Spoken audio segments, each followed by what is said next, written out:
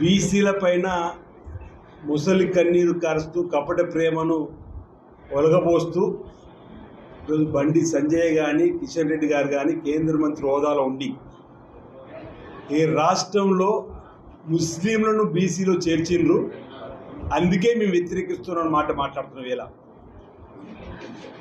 అదే గుజరాత్ రాష్ట్రంలో ముఖ్యమంత్రిగా ఉన్నప్పుడు నరేంద్ర మోడీ గారు ఏం చేసిందనేది ఒకసారి ఆలోచన చేయవలసిందిగా కోరుతూ, ఇప్పుడు ప్రధానమంత్రి ఉన్నటువంటి నరేంద్ర మోడీ గారు కూడా గుజరాత్ రాష్ట్రంలో ముస్లింలలో వెనుకబడిన తరగతుల వారికి కూడా మేము రిజర్వేషన్లు కల్పించినాం, కానీ మేము అంతగా బయట ప్రచారం చేసుకోలేమనే మాట వీడియో రూపంలో ఉన్నటువంటి ఒకసారి చూడండి. ఇది మీకు పంపిస్తా.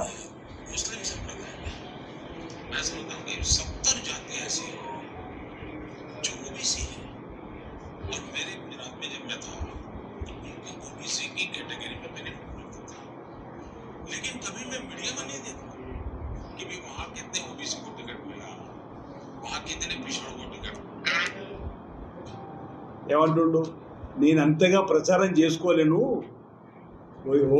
ఏదైతే ముస్లింలలో ఉన్నటువంటి వెనుకబడిన సుమారు 70 జాతులకు సంబంధించిన వారిని నేను ఓబీసీ దానిలో చేర్చినా, వాళ్ళకి రిజర్వేషన్ కల్పించినా, కానీ నేను ఎక్కడ ఎక్కువగా ప్రచారం చేసుకోలేని చెప్పండి నరేంద్ర మోడీ గారి మాట. దీనికే సమాధానం చెప్తారు. ఇది ఆల్రెడీ నేను ఈటీవీలు అనుకుంటా ఈ ప్రశ్న వచ్చినప్పుడు దీన్ని తెప్పించుకున్న వీడియో, ఇప్పుడు మీకు వీడియో పంపిస్తాను, మీకు షేర్ చేస్తే ఈ వీడియో. దీనికి సమాధానం చెప్పండి బండి సంజయ్ గారు. మీ గుజరాత్ రాష్ట్రంలో ఇచ్చుకోవచ్చు, పక్కన మహారాష్ట్రలో ఇచ్చుకోవచ్చు, ఇక్కడికి వచ్చే వరకు అంటే ముస్లింలలో కూడా ఓసీలు ఉన్నారు. మనం వెనుకబడిన తరగతులకు సంబంధించినప్పుడు లెక్క పక్కకి తీసినప్పుడు బీఆర్ఎస్ ప్రభుత్వం కూడా తీసినప్పుడు 51% వచ్చిన దానిలో కూడా వీళ్ళు చేర్చుకున్నారు. ఈరోజు మనం లెక్క చేస్తే 56.36% వచ్చిన తర్వాత ఈరోజు భారతీయ జనతా పార్టీని విమర్శిస్తేనేమో దేశద్రోహులు అంటారు, హిందూ వ్యతిరేకాన్ని ముద్రేస్తారు.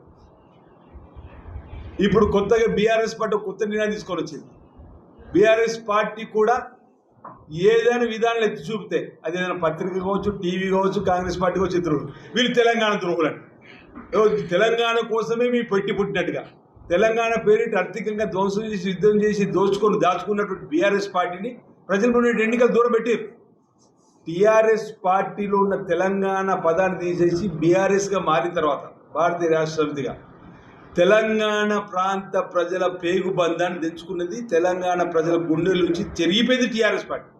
దాని నిదర్శనం మన అసెంబ్లీ ఎన్నికలు, దాని నిదర్శనం మన లోక్సభ ఎన్నికలు, దాని నిదర్శనం రేపు రాబోయే స్థానిక పంచాయతీ ఎన్నికలు.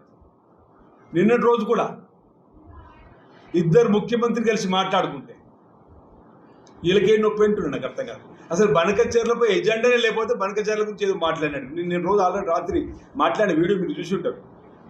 ఈరోజు బీఆర్ఎస్ బీజేపీ రెండు కూడా కూడబలుకొని తెలంగాణలో కానీ దేశంలో కానీ కాంగ్రెస్ పార్టీ పైన విషప్రచారం చేస్తున్నారు. ఈరోజు దుర్మార్గంగా మాట్లాడుతున్నారు. వాటిని ఎప్పటికప్పుడు ఖండిస్తున్నాం, ప్రజలు చైతన్యపరిచే కార్యక్రమం చేస్తున్నాం. ఈరోజు ఈ ప్రధానమంత్రి నరేంద్ర మోడీ గారు వాళ్ళ రాష్ట్రంలో మీ 70 జాతీయోకు మై ఓబీసీ రిజర్వేషన్ దేరావు అనేటువంటి మాట ఏతుందో దీని ముందు సమాధానం చెప్పండి.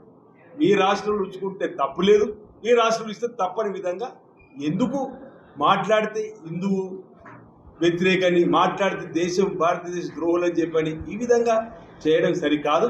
మేము పద్ధతి ప్రకారంగా పోతున్నాం. మా గౌరవ ముఖ్యమంత్రి రేవంత్ రెడ్డి గారు పద్ధతి ప్రకారంగా ఈ దేశంలో ఉన్నటువంటి చట్టాలకు అనుగుణంగా, ఈ రాష్ట్రంలో ఉన్నటువంటి మన చట్టాలకు అనుగుణంగా బలహీన వర్గాలకు సంబంధించిన వారికి మేలైనటువంటి కార్యక్రమాన్ని అందజేయాలని చెప్పిన లక్ష్యంలో ముందుకు పోతున్నాం. ఎన్ని సవాళ్ళైనా ఎదుర్కొని మా ముఖ్యమంత్రి గారు ముందుకు పోతారు.